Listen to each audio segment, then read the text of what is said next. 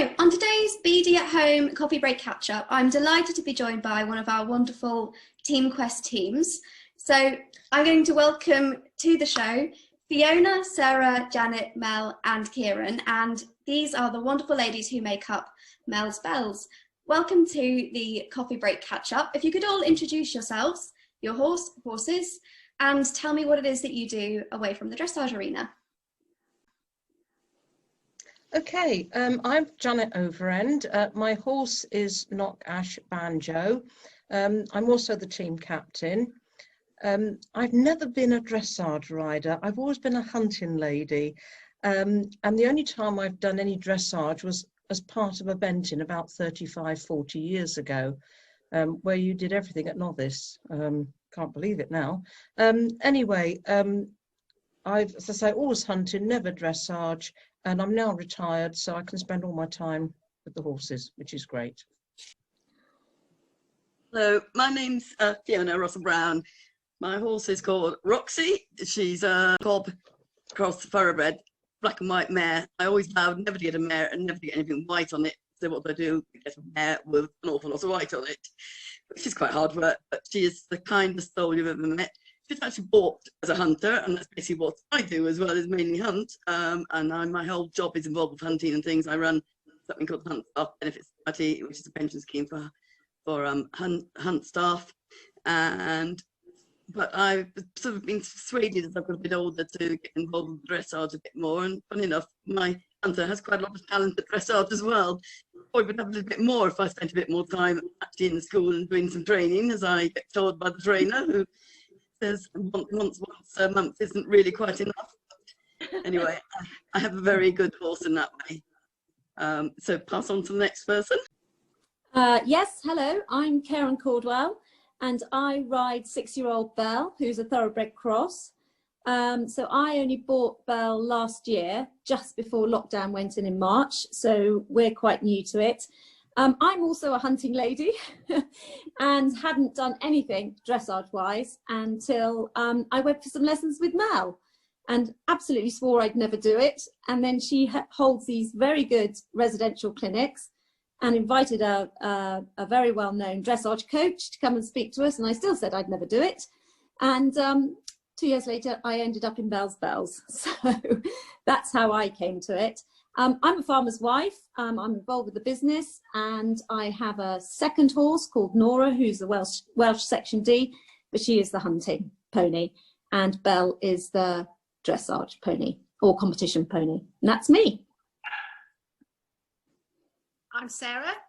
I'm another part of Mel's Bells. I've got a little warm blood mare who's 16-hand bay called Gianna Gem, and like Karen, I bought her at the beginning, just before lockdown last year. So we're quite a new partnership as well.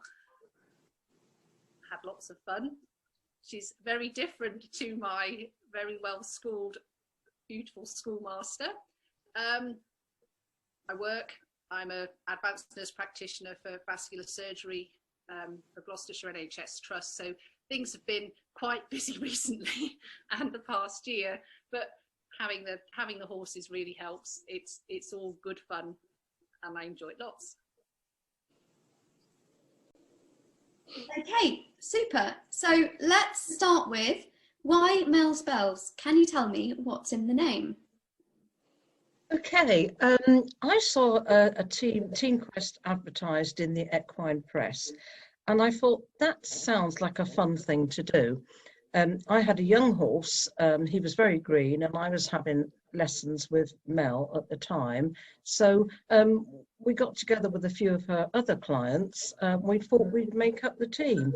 So we needed a team name that was relatively short and punchy.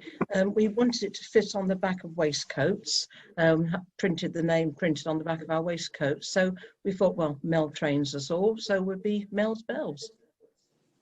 Oh, that's super. And how often do you all get to train? Do you get time to sort of catch up together, plan your season, train together? I mean, it's a little bit difficult at the moment with all that's going on. Do you catch up over Zoom? How do you work together as a team?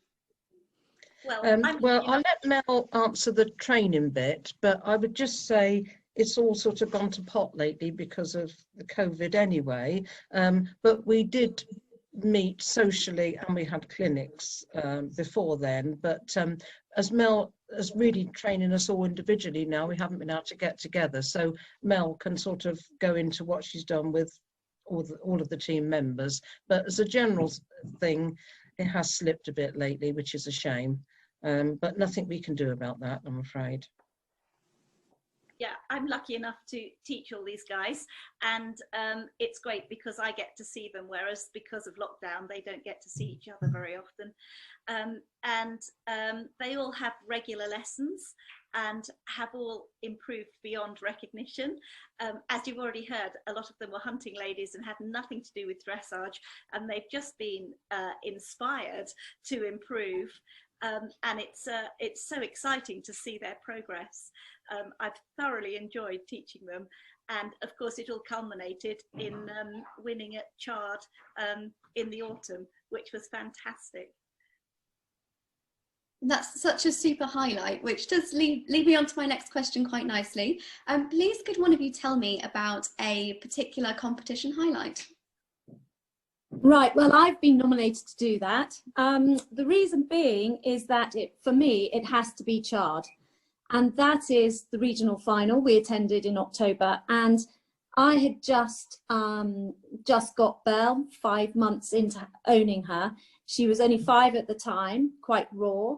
But she has great scope. She has great talent and great paces. But we did have a difficult weekend with the weather. It was literally raining cats and dogs. The wind was gale force. Mel very kindly tacked her up for me while I went to walk the course, go and have a look where I was competing. And I came back and said to her, I'm not even going to get past the pandas with the scarves wrapped round their necks into the arena, because Chard had some wonderful arena dressing, and they were these quite life-size pandas with scarves wrapped round their neck to go into the arena. And with a 5-year-old who'd never been anywhere overnight or in any kind of competition like this, I didn't think I'd even get into the arena. I did, and she did a delightful test, much to my surprise, much to everybody else's surprise. I think I was the 6th in, and I think I was the first one to manage a square halt in the driving rain. So for me, that knocks socks off anything else I've done, even possibly jumping a big hedge out hunting. Oh, that was amazing. That's wonderful. What a brilliant end to a really challenging year for so many of us as well. And sport, particularly sport with horses involved, is all about highs and lows. I'm sure, well, all of us have had those lows and had bloopers in our horsey careers. Could one of you please tell me about a competition blooper? Oh, well, that's me. I've managed it twice. Once at the championships last year, and this year at the regionals. Same mistake twice. I've saluted twice with my stick in my hand. Now I compete all year round. I don't do it when it's, you know, the rest of the year when we're competing, but oh, at the championships or the regionals, oh yes, I have skills.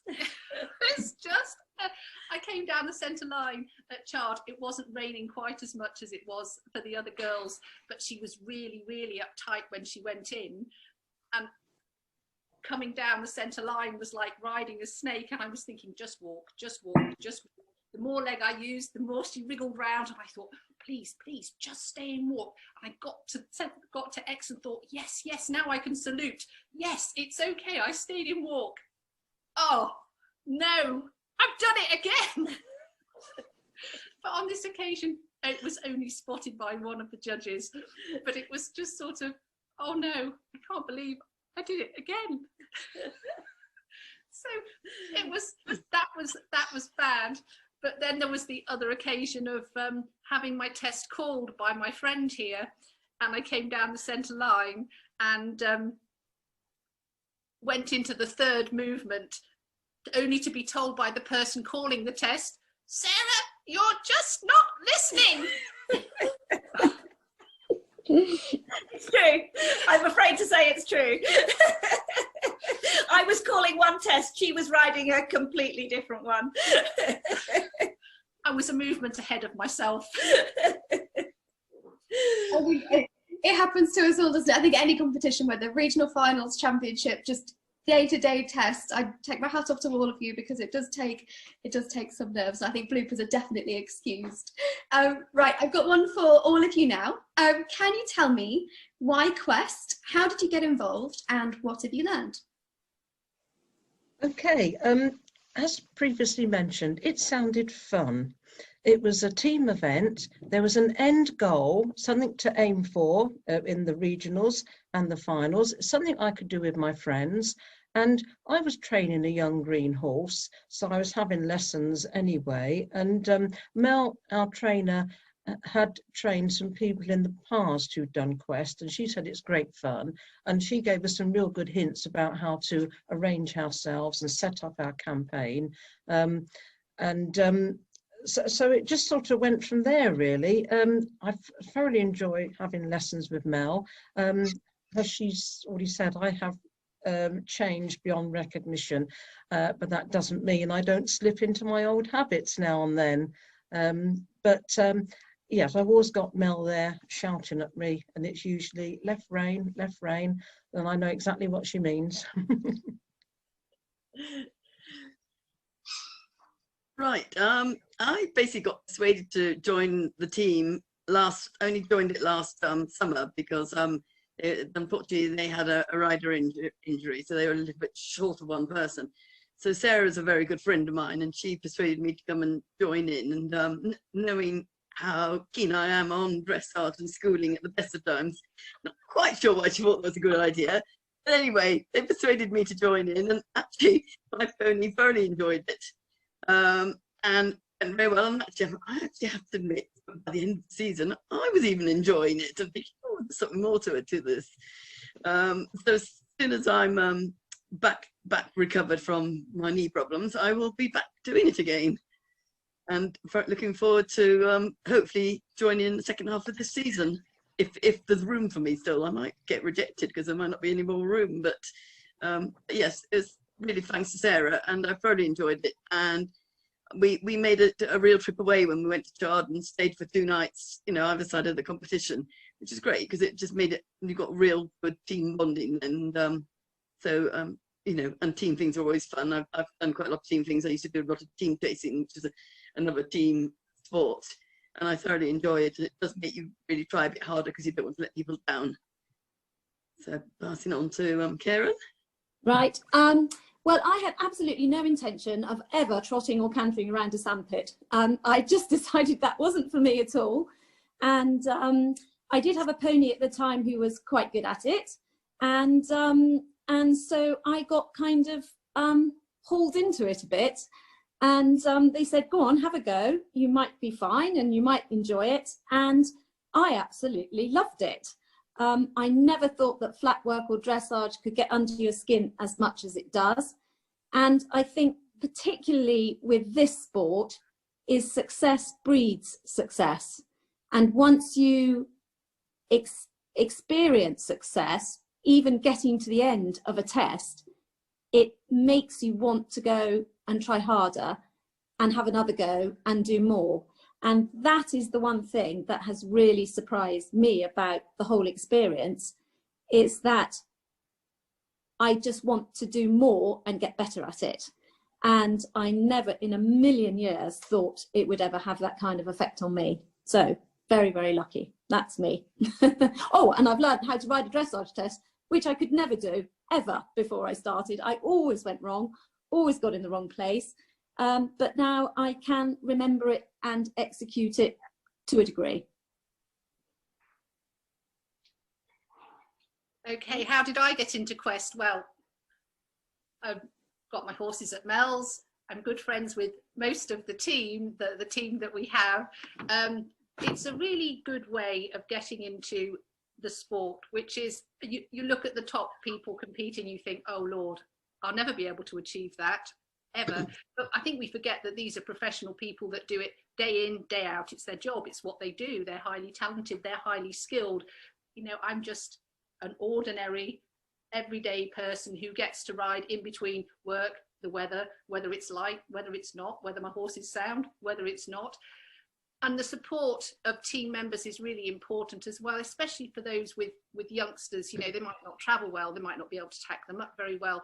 And the support of the team is actually really good when we were able to go as a team and look at each other's dressage tests and think, oh, did I do that? Didn't I do that? What could I do better? Fiona's a great advocate of my not so circular squircles. And, so peer pressure is another thing of, you know, oh, I have to actually be able to achieve a circle. Why is it so hard to ride a circle? So no, it's really, really good fun. And I do straightforward BD as well as the quest, but the support that you get from your team members and the other teams, because you get to venues and we've got our names on the back of our waistcoats, and the other teams say, oh, you're part of Mel's Bells, and it's really nice. And then you see them at other BD competitions and you think, oh yes, that's such and such from that team. And it's a very good thing that BD has done for the sport, I think. That's wonderful. That's really, really lovely to hear. And away from dressage, what is it that keeps you busy? What do you like to do in your free time? Right, well, I'm just going to sort of sidetrack a bit here to say, Fiona, we're not letting you go anywhere. You're still part of Mel's Bells, so yes, you're in the team. You're staying in the team, and that's one thing. And secondly, this is something that Fiona reminded me of. When we were at Chard, we stayed in a barn, Airbnb barn, and from the equestrian centre, we went to the barn in Cairns Discovery. Now, the people who owned the barn, they were amazed when we got there. They said they've never seen so much come out of one car. Because there was five people's bags of clothing. 2 dogs. Food and drink for 5 people and 2 dogs. And they said, I can't believe it. It just keeps coming out of that car. It must be a TARDIS. And it was so funny because that is the camaraderie between the team, is that we just all bundled in and had dogs on our laps and we were sat on bags, but we all got there in one car. So that was a real funny time. Anyway, what do I do? I used to hunt. I don't hunt now. I still enjoy hacking, and I do meet up with my old hunting pals for hacks. So that's basically it. But I do have an 18-month-old granddaughter, Lara, and I think I can see a little Shetland trotting over the horizon. So that will keep me busy, I think, and she's got a sibling on the way as well, so there'll be 2 of them soon, so I'm sure there'll be a pony for the youngsters to take up my time. I am retired, so I don't work, but I don't know, horses and dog seem to take up most of the day. I suppose I'm just older and slower now, and that's me. Well, I actually work full time still, so I find trying to fit everything in quite hard. I got my horse at DIY livery, so obviously I do her in the morning, then I go to work, and then because I go to work a bit late, I then leave a bit late, so I don't actually have an awful lot of free time in the week. Not helped by also being treasurer of our local riding club and treasurer of the local hunt, which will take up a bit more time. But I do like, I do my hunting in the winter, which I love, and it's something I've always done for quite a long time now, especially with the job I'm in. But also, I like helping at events, so I'm often seen in cross-country control at an event or on the show jumping ring, collecting ring, or anything like that. I'm always happy to help at events if anybody wants me there, basically. So that takes up, and I also do a little bit of eventing myself, low-key eventing. I still like to have a jump at the moment when I can. So I usually do unaffiliated eventing, and again, because her dressage is quite good, she's usually done she's a very genuine little mare, and she's done quite well in those, so that keeps me sort of going and wanting to do it. And we're very lucky in this area. We have lots of very good unaffiliated events over lovely proper BE courses. I'm afraid I do it unaffiliated rather than affiliated because it's a little bit easier to manage. And in between that, fitting in the Team Quest dressage days that we fit in as well. And I don't have much time for anything else. Right, I think that's me now. Well, I do have Belle, who's my young horse, and I train with Mel probably more than the others because she is only young. So twice a week I trot over there, literally, and have my lessons with her. I have a second pony, the Welsh Section D. She's my hunting mare, so she's 18 now. I've had her since a 4-year-old. So we've grown up together, but only on the hunting field. She was bought to hunt. My children hunted. And so that's where my riding was, really, bringing up 3 children. Away from that, I'm involved with the farming business. I run the property side of it. A director of the company, and so that tends to keep me out of mischief most afternoons, having done 1 horse, 2 horses, however many I do that day. So yeah, that's about as much as I spend my time during the day. What do I do other than go to work at the moment? I work full time. Work is fairly busy, but actually having the balance of having a couple of horses that I look after myself it gives you a balance to the day. It gets you outside into the fresh air, whether I've fallen over in the mud before work or after work when the weather's so awful. And then getting your wellies stuck in the gateways and getting trodden on and thinking, oh no, I don't want to end up in A&E today. Not today, not today. It just gives you more balance, you know, whether you're riding them, whether you're just looking after them. In between that, I've got a couple of dogs. I like a spot of gardening, and I like meeting up with my friends, which unfortunately we're unable to do at the moment. You know, yes, and we're all still here. So there's 3 of us here who have this little league going where we play this slightly mad card game called Racing Demon. That's something we at one stage we were doing at least once or twice a week when we were allowed to. And I'm very much looking forward to doing that again. And I'm sure we can get the rest of the team involved with that at some point. The trouble is, our team trainer has to be the most competitive of all of them. So we have to watch out for her. That's wonderful. I think I invite myself along. This sounds like so much fun. It's great fun. Usually preceded by a delicious supper cooked either by Sarah or by Mel. And ample booze. And ample booze, absolutely. And lots of swearing from Fiona. Me never. Competitive. I'm a little bit too competitive, which is another of my issues. It's probably why Team Quest suits, because I want to do well all the time. So